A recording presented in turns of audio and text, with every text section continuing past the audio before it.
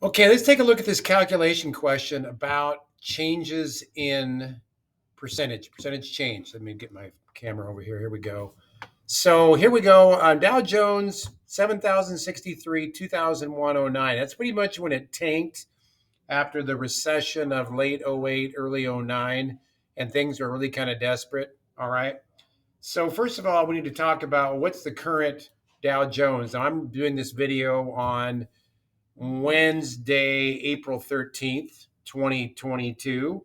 But I'm just going to go to a Google screen here and look at DJIA, Dow Jones Industrial Average.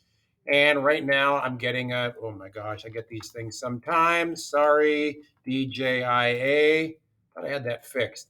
3 4, I'll just say 34265. Okay. 3 4, this was on 219 34265 today. All right. On 4/13/22. Now, if we're doing a percentage change, here's what we need to do the smell test. All right. If we've gone from 7,000 to 34,265 in a matter of 13 years, just roughly what kind of an increase is that? A small increase? Well, first of all, is it an increase? Yes, it's an increase. Is it small? Is it medium? Is it large? Well, you should be able to look at that and go, that's pretty big. That is pretty big gain there from 7,000 to 34,000. Okay, for starters. And again, if you don't do very well at these kind of things, let's do a little arrow here, timeline again, like so. All right. And again, somewhere on that timeline, you're going to have X1, and somewhere on that timeline, you're going to have X2. X1 being the earlier thing, and X2 being the later thing. All right. And then we're going to create a little ratio down here of X2 minus X1. Let me do an underline there.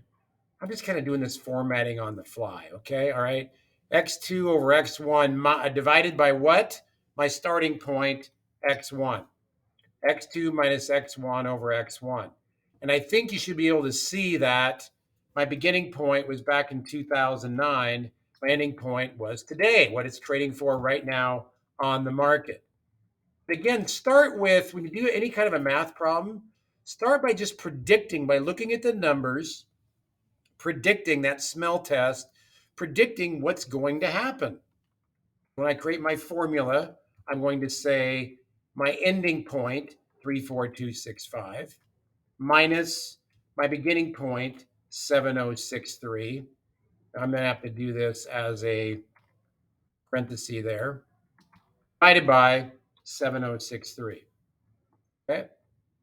My ending point, X2, minus my beginning point, X1, that's our arithmetic change or plus or minus change, divided by my beginning point.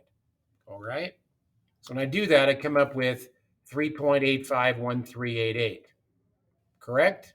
Now that's a decimal. I need to convert that to a percentage by moving my decimal place over 2 places, or I'm just going to format it as a percentage. I come up with 385%. Again, as we predicted, it should be a big gain. If you come up with 3.85%, not a very big gain.